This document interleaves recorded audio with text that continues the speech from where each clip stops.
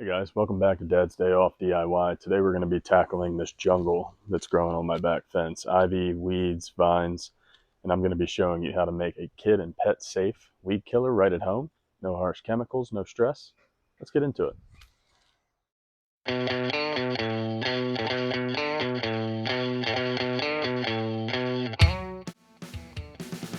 First, grab your weed sprayer, and all we need here are 3 ingredients. More likely you've got these lying around the house. We need white vinegar, preferably distilled, salt, and dish soap. We got quite a bit of growth here, so I'm going to mix up 2 gallons, putting the vinegar in first.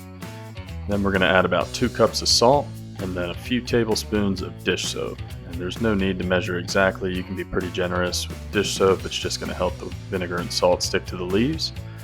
After that, go ahead and cap it off, shake it up, and get to spraying.